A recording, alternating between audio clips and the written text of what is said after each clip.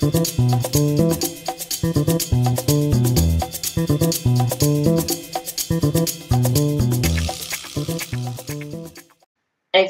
the relationship you have with your father. So when we talk about my relationship with my father, it's a little bit complex. And that's because I've never to this date met my biological father.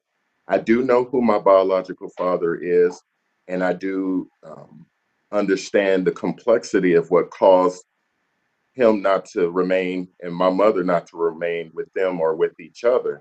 But I was indeed raised by a wonderful stepfather who was there from the entire time of my knowledge. And so my stepfather, his name is Aubrey Gully. He's a Vietnam veteran, two Purple Hearts.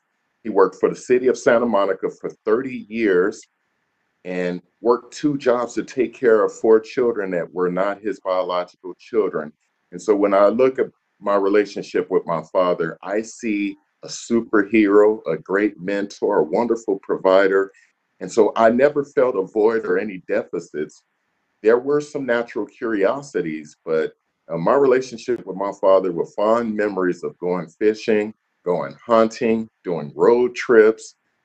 But I also saw a man who worked very hard. And so work ethic was something that I felt was one of the biggest benefits of the relationship I had with my father. He taught me how to provide. He taught me how to gather. He taught me how to be resourceful. But most of all, he taught me how to get up. When I say get up, I mean not only just getting out of bed, but getting up and rising so that I can be the best me that I am. And I felt that without his influence, I don't think I would be the man that I am today. I'm so glad that you actually touched on the whole stepfather thing because you're the first one who I've talked to that actually mentioned a stepfather. So,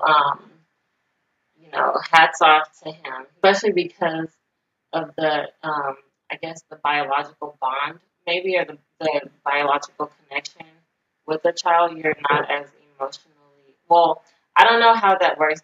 Have you guys ever talked about that? It's something that came from me after I got back from the military. And some of the things that we discussed was just his role, continuing role in my life and his presence in my life as I brought up how I never felt a desire to seek my biological father. And when you hear the term more than enough, I always felt he was more than enough. And there are questions that need to be answered. And there are times we need to pursue clarity. And you really don't know who you are if you don't know whose you are. And with that sense of belonging, we talk about Maslow's hierarchy of need and having a sense of belonging as a foundation, as a base to the pyramid. I just felt I had everything I need because he equipped me so well. And so to this day, I call him dad. I didn't evolve into father or pop or calling him by his first name. He still remains my dad. And I think that's an affectionate thing that he appreciates because of the work he put into me. He deserves full credit for the work that he put into me. But acknowledging my biological father, I couldn't be who I am if he hadn't been involved with my mom. So their meeting, their creation of me, even without him being present, I still owe him acknowledgement for helping to create me, no matter what um, their relationship was. And God willing, he may lead me towards my biological father to find out what kind of person he is, because I do also know that there's two sides to every story. And sometimes it's worth hearing that side of the story so that you can be able to have closure in case there's a need for closure, or if nothing else, just understanding. You said it was four four children, right, in the home. Correct. And you said that your stepfather was there from the beginning. So did you guys ever, like, you and your siblings, did you guys ever have those moments where you talked about him and how he's not your father? Like maybe growing up, in those challenging years, did you guys ever, like, anybody ever throw a fit and just was like, you know what, he ain't my daddy.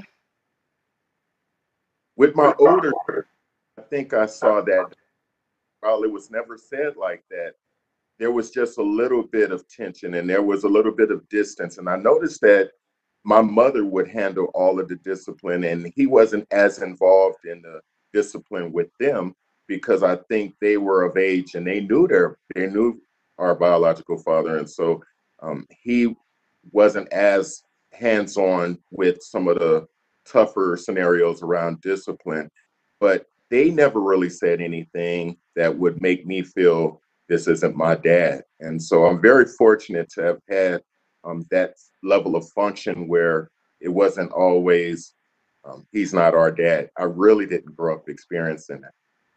I have, my son who he's my boyfriend. He's the only, father figure that my 3-year-old knows.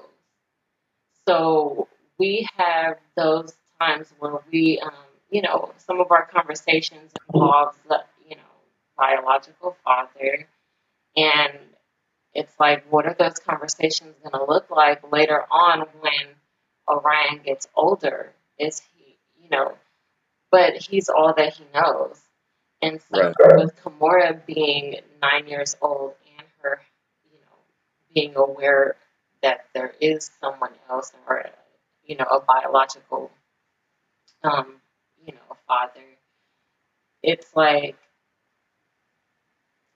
I guess sometimes I think, like, I wonder if she's ever going to have those kinds of conversations with her brother. Like, that that's not, our real dad and all I tend to believe the biological is involved and the stepfather is involved at the same time, it could create those instances where there's a him, and they'll be able to see the differences between the two. And if there's opportunities to manipulate, if there's opportunity to pit one parent against the other parent, that could happen. But in the best case scenario, I firmly believe it's always best to keep all parents involved. So the biological, if there's an opportunity to keep him involved, I believe they should be involved. And if the stepfather is filling the role, if he's there present, he deserves that respect. And so what do you call one? What do you call the other? If they're acting like a father, if they're functioning as a father, if they're performing as, I believe they should be called dad. And so I think at some point it may become a topic, but it really shouldn't become an issue as long as the co-parenting is being handled in a therapeutic and an appropriate manner. What is your take on parenting kids of color?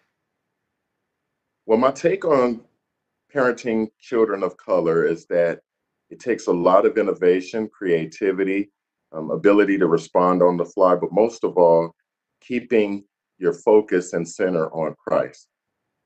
What do you teach your children about the world? Some of the things that I teach them about the world is that their experience is going to always be very different than other children's experience. It may seem unfair, it may seem very uncertain, but from a very young age, I always felt it was very important to try to prepare them. And I felt that it would cushion the blows of some of the disappointments and frustrations that they would eventually endure. And so when we're talking about access to education, where we're talking about the various freedoms that they'll have, when we talk about the way others would treat them just because of their hair, their face, their look, their background, their demographic, their ethnicity, some of their cultural things, the way they dress, that it's not going to always be received the same way other children would receive them. And I just felt as parents, we had to prepare them from that from a very young age. One of the most difficult things that children ask me about is just my take on politics. I have children that are very engaged and very interested in today's political climate. And I think they really rely on my strong values, my belief systems to be able to help influence their decisions on what it's going to look like when it's time for them to be more engaged in politics. I do have 2 children now that have voted and are voting age, and one that's almost of age to start voting. preparing to enter into the military. And so it's very important that fundamentally they have a clear understanding of the politics that are taking place around them. And I don't always have easy answers for them because it's difficult not to be biased. I try to be neutral, I try to be fair so that we're making really good decisions on how we vote, what positions we take politically. How do you feel about your kids dating? I wasn't always clear with my opinion on how I treated the children dating. And so when it came to the girls, I didn't want them dating. I was very old fashioned. I wasn't open at all to the thought of them dating or having boyfriends interacting by phone, by text, or in person with um, prospective suitors. And when it came to my boy who really claims he doesn't date, I don't think I was as protective or over as protective because of just stereotypical gender related feelings of he'll be safe and that the girls won't be safe. So it took a lot of maturing for me to understand that they were equipped and prepared to be able to handle the challenges of being in relationships or, in fact, dating. But for the most part, we didn't allow traditional dating. When you think of traditional dating, your child comes to you and say, "Can I go to the movies with so and so?" Or "Could I go out on a date?" Or "Could we go?" And the answer typically was no. But if it was, "Can we go to the mall as a group?" Or "Could you take us somewhere?" Or "Could I invite them to church?" we would permit that. I feel it's our responsibility to ensure proper supervision, guidance, and that we are involved in this process. Throughout our marriage, we've role modeled what dating should look like. And once it's their time to date on their own, we hope that they'll be equipped and that they'll know what to look for, what to expect, and most of all, how they deserve to be treated. Any gentleman that's not going to treat my daughters right would not have access to them. And I almost wanted to guarantee and ensure that that would be the case. And it's the same for my son. We set very high standards. And it's not that we wanted to control or rule over or be overbearing, but it was just a sense of personal responsibility until we felt it's really their time to make their own decisions. Anything that we do, if we get in the car, we put on our seatbelt. We want to have safety. We want to ensure safety. We want to ensure security. And while we won't see everything, we won't hear everything, we can't be everywhere. If we have an opportunity to be involved in ensuring their safety and security, um, your word safety net is perfect for that. We want to be able to catch them when they fall. Being in a relationship, especially at a young age, has its dangers and peril and the ability to have pitfalls. If we can just catch them just to soften the blow or keep them from falling so far and so hard, we've done our job as parents. And that's very difficult for children to understand, especially when they want that freedom that they feel that they not only deserve, but they feel they're entitled to it. I did find a book. My wife brought it for me. So we do have the book. Quake, Rattle and Roll. Yes. Would your wife say that you are exceeding her expectations as a father? I would not say. I would say that my wife is very pleased. I'm sure she's very proud. I'm sure she's very appreciative and grateful to God for the work that I do. But Mrs. Chambers doesn't just set the bar, she raises the bar, and she's constantly expecting better from me. And over our 25 years of marriage, I've noticed that she never lets me just get comfortable with the status quo.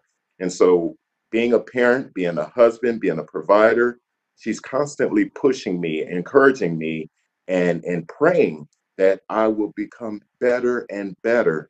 And so, when we talk about the epitome of being that man, that total man, um, trying to achieve self actualization and getting to that apex. I'm constantly climbing to get higher and higher.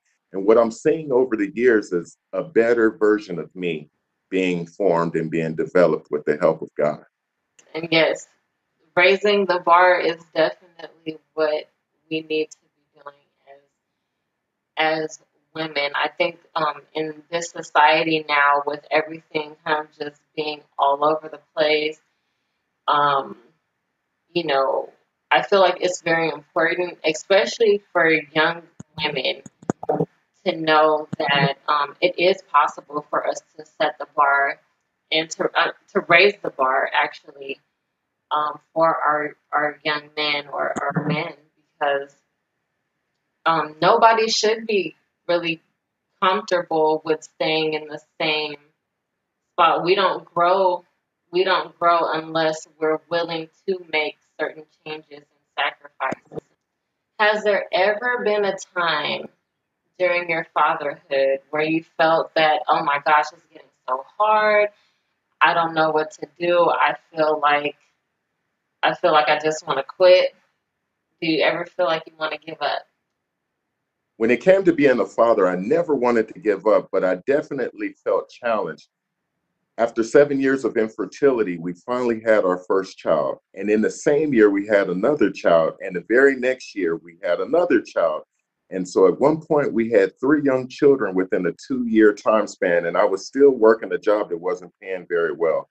I was working a second job part-time and just trying to be a provider while my wife was recovering. And dealing with the pressures of childcare and breastfeeding and the crying babies and the diapers. And then I'd be exhausted coming home. And then I would try to help and pitch in where I could, the meals and the cleaning and the laundry and all those little items of baby clothing. That was probably the closest I felt to wanting to give up because of one of my children who I just love so dearly, and she was our middle child. She would cry to no end, and her crying would become screaming. And at one point, I could remember putting her bassinet or playpen in the back of the house just because I didn't know what else to do. I would put her in the car seat and drive around the neighborhood and try to get her to calm down. And little did I know is that this child was just screaming and crying for her future position. All right. But to just help you understand how I felt, when your child wants or needs, whether it's love, whether it's attention, or even just something as simple as comfort, when you can't provide that for them, it puts you in a place of helplessness and despair. And if you're not Christ centered, if you don't have the appropriate support systems, you could very easily give up. And as a man, I just felt that was something I could not do. One of the biggest things I wanted to do as a father who didn't know his biological father was to guarantee that I was always there for my children. Well, hats off to you. Thank you so much for that. Thank We you. need more dads like you. That's great. Thank you. You're welcome. You had said something about if the biological father is around. Yeah, Yes. I want us to kind of like go into that a little bit more because personally, I'm in the process of telling my truth, which is going no contact um, with my kid's father, my two of my children's biological father, and it's been a hard process for me because it's like I was 19, I was 18 years old going into that relationship, and I had no idea what I was doing. I didn't know what I was doing, and I didn't know the signs of domestic violence. I didn't know the signs of abuse because I wasn't I wasn't really exposed. You know, my mother, that was exactly the same scenario. From what I understand from her and her side of the story is that my father was very violent and she fled from Texas to California. So I was born in Texas and she came to California and left me with my auntie until she could get set up with a stable environment. And so When it comes to domestic violence, that is a factor. And my mom did what she felt she had to do to keep us all safe. And so, um, when I made the comment earlier about keeping both parents involved, if one is dangerous, if it's unhealthy relationship, if it's unstable and volatile, yes, absolutely, you have to do what's best for you and your family to keep yourselves safe. If there's opportunity to um, reintegrate the whole family component and co-parent after therapy, after amends, after forgiveness, and it takes a lot of time. And I could only imagine, my mother to this day tells me that if I was to encounter my biological father, that she would prefer me not let her know or don't let him know where she is, just for her safety. And so each situation is very unique, and you have to do what's best for your safety. And I applaud you on the courage to be able to make that decision, because it could never be easy to uproot yourself, uproot your family, and to go away to your safe place. But it's a tough decision many mothers have to make on a daily basis. And I tip my hat to you all for being the strong mothers that you are. What do you suggest, and what would be your advice to people who have gone through abuse and who are in the hiding phase? What How do we put ourselves back out there without feeling like, oh my goodness, I need to look over my shoulder? The abuser wants to isolate you. There's power in number. And so when you're building your support system, even if it's just your mother, your father, your uncles, your boyfriend, the church, uh, friends, local law enforcement, support groups. You want to surround yourself with as many people, and sharing your story is probably the first step and most important step in opening up that dialogue and also developing your support system. It's not easy to do because often we're ashamed, we're embarrassed, and we're afraid. Once you confront those things, whoever your higher power is, lean on that support, and also surround yourself with people so that you can confront this individual head on and make it clear that I'm not going to take this. I'm not going to allow you to treat me this way. And then you set firm limits and boundaries. And so when you visit, when you reintegrate the person after they've demonstrated that they've gone through therapy, after they can provide proof of your safety and that they won't do anything to put you or the children in harm's way, you slowly begin to reintroduce that conversation and begin to heal all of that hurt and to repair all of that damage. I think it's best in a very public place and not in a place where you can be isolated. From a safety and security perspective, in your own home is not where you want to have those first conversations. At night, in a secluded place, is not where you want to start those conversations. It should be a lot of written correspondence first. You should have receipts and evidence of that person's intent to do better, whether it's a contract, whether it's written, whether it's mediated by a professional or liaison who can ensure that steps are being made to guarantee your safety. Then, in broad daylight, you go to the public place and say, I'm bringing my boyfriend with me, or I'm bringing my mom with me, or I'm bringing a court appointed liaison with me, just to make it clear to this individual that you will never treat me that way again. And most of all, I have a bodyguard of an uncle named Santiago who will hop on a plane really fast and come to anywhere I am. And then we'll get this thing worked out. But the short answer is surround yourself with that support system. Who do we make responsible for um, for the killings of domestic violence victims? And when you talk about responsibility, as a protector, as a person who says firmly, and I've been raised that you never put hands on a lady, as a gentleman, you never put your hands on a woman. You don't hit them, you protect them, you are their guardian. And so, even if the lady is annoying, irritating, if she's cheating, no matter what the situation is, I would stand flat foot and firm that says, I can't think of a single justification for a man to put his hand on a female. And so the responsibility rests clearly, solely, and squarely on that man. Because the man has the ability to walk out. The man has the ability to leave. The man has the ability to call the authorities.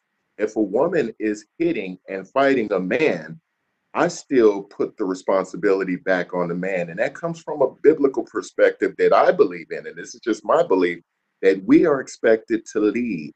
And sometimes leadership means knowing when to go, knowing when to get help. Because if you make a decision to chastise that woman with physical harm, you've abandoned all of the principles of what I believe true manhood is. Now, when we talk about the equity and the accountability for what causes relationships to be toxic, it's a shared responsibility. But to your question specifically about domestic violence, I put the responsibility squarely on the man. A lot of times, parents can be enablers and co sponsors of the perpetrator. And when we're talking about their accountability and role, it does go back to the root cause of their issue. And when we're talking about what causes a person to act the way they act, or what causes people to do the things they do, once you become an adult, I believe you're solely responsible, even though there are active participants in the dysfunction. And so if you have a mother who's enabling this son, we call that the baby boy situation, where the son never really grew up. The son is still attached to the mother. The mother is still seeing none of the negative actions and deeds of her precious baby boy who could do no wrong. Um, my son will be 18 in some months here in September. Um, he's been on the clock since 16, and I hold him squarely accountable for his actions. And what I'm hoping to be able to teach him is that all daddy could do, all mama could do is just pour into you the best that we have to offer. But at some point, you have to stand on your 10 toes, your 2 feet, and answer for your actions. And if it means I separate myself from you, if it means you knock on my door and I can't answer it because I know you're doing wrong, that that's going to be your reality, son. And for those mothers and fathers who allow this dysfunction, the violence, the attacks on their partners to happen, it's a disservice to the institution we call parenthood. And so, as a father, I would encourage all young fathers, older fathers, to really work hard on promoting that individual accountability so that they grow up knowing that their actions mean something and that they'll be held responsible, if not on earth, later on in eternity. How do you encourage, your daughter's self-esteem? Thank you for that. One of the things I do is also try to demonstrate how much I love them. Every single day that I can think of, I hug my daughters. I try to remind them how beautiful they are. I don't tell them just because you're my daughters, you're beautiful, but I really see the beauty in them, even when they can't see the beauty in themselves. I try to remind the girls that they deserve so much better. And if it means waiting and being inconvenienced, not letting you go out, not letting you date, not letting you just have access to these individuals who may hurt you. I want them to know that they are someone and they deserve the best. Whatever the decision they make when they're making those decisions, it's going to be up to them.